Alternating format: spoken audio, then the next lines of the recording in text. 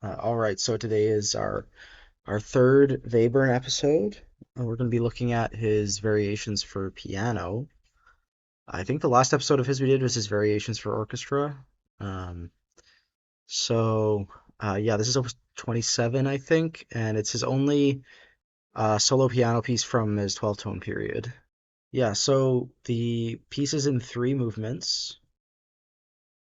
This movement is sort of famous for this opening gesture, which has some symmetrical row forms. I think it has two row forms going on at the same time, so it's a little bit hard to analyze if you just start with that one. If you want to start analyzing this piece, the third movement presents the row very clearly. The first presentation of the row in the third movement reads 3, 11, 10, 2, 1, 0, 7, 4, uh, no, 6, 4, 7, 5, 9, 8. Okay, so when you first hear the row in movement one, you have like these complexes, right? So like, because it's a symmetrical row form, uh, you know, I'm assuming,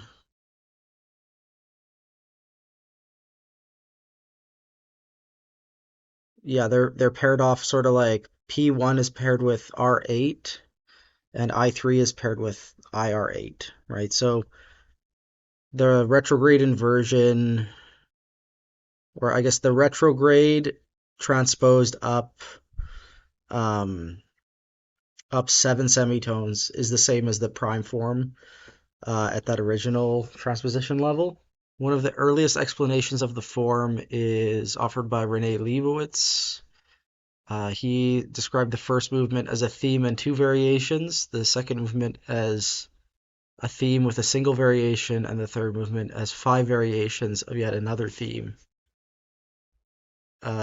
Willy Reich described it as a sonatina, which begins with a set of variations and ends with a sonata form. Friedhelm Dahl viewed each of the 14 phrases in the first movement as a variation of this prime retrograde idea, finding the same structure in the second movement. Finally, Catherine Bailey suggests that the first movement is a sonata form. Um, Her ideas are supported by Webern's own remarks in the original manuscript, which was published in 1979 by Peter Stadlin. Uh, so yeah, there's a lot written about this piece.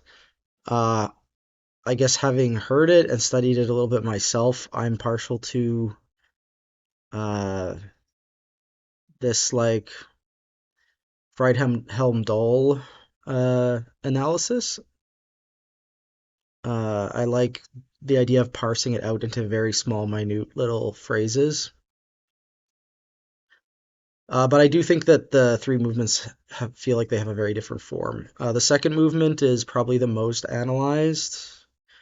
It's a single page and it's in a clear like binary form with repeats. And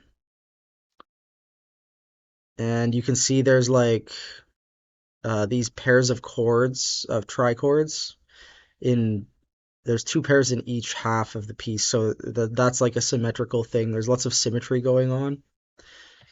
And then, as I said before, the first movement has this idea of like a retrograde and prime form going on at the same time, or an inversion and a retrograde inversion going on at the same time. And because it's a limited kind of symmetrical row form, it's functionally like the same notes. So, for example, you can see this phrase that ends on measure 7.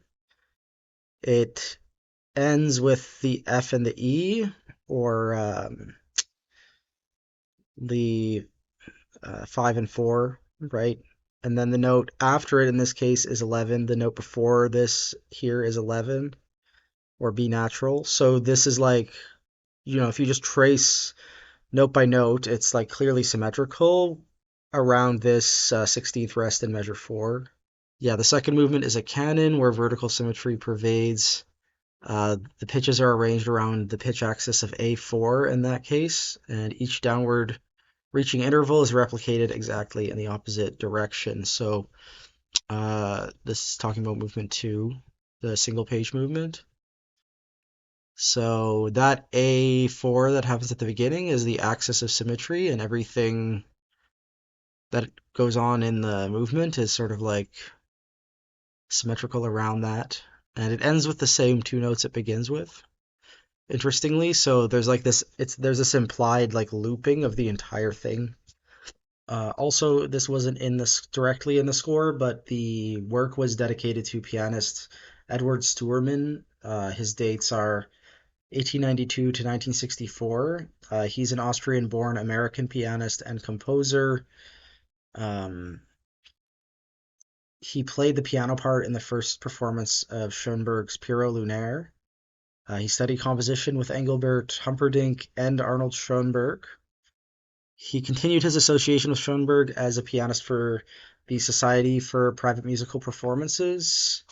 We haven't talked about this before on the channel, but this was a uh, music society founded by Schoenberg in Vienna in 1918. And they made carefully rehearsed and comprehensible performances of newly composed music.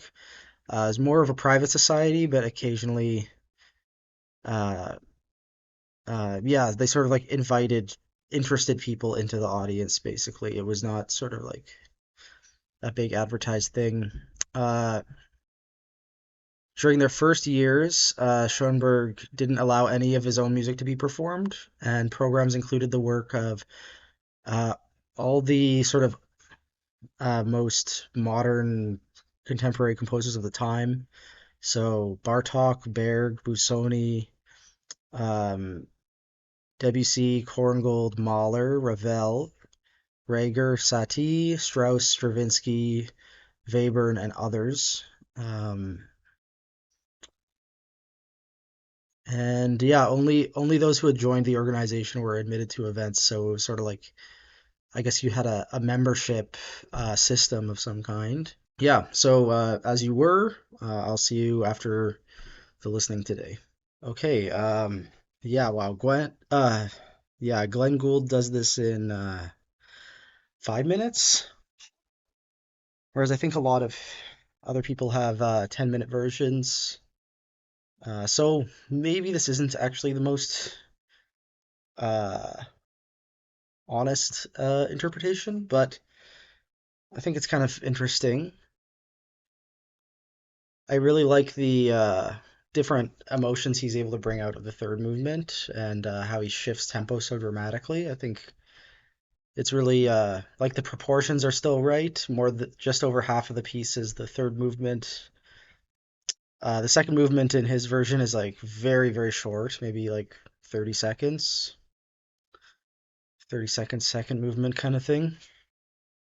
Um, yeah, I think I've listened to this piece enough times that it actually is very familiar whenever I come back to it, and it's very memorable. Like it has memorable melodies, and I think once you can wrap your head around it, it's actually one of the more accessible works of Webern's. It got me thinking about sort of the role of the piano in sort of transmitting music from one composer to the next.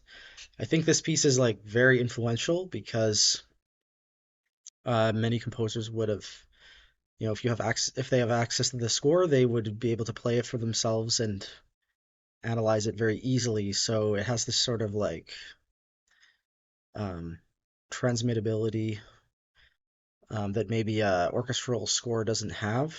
It's also very late in his career that he published the 12-tone piano piece, so I think this has gone on to influence a lot of composers. Rhythmically, it seems kind of tame compared to the like Stockhausen pieces we've been listening to on the series.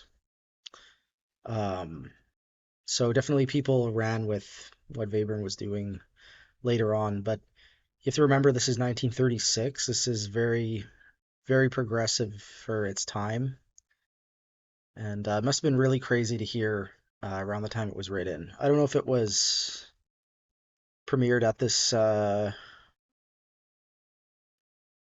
because it would have been done by then. Yeah, that's crazy. They gave three over 300 performances in 3 years. That's kind of insane.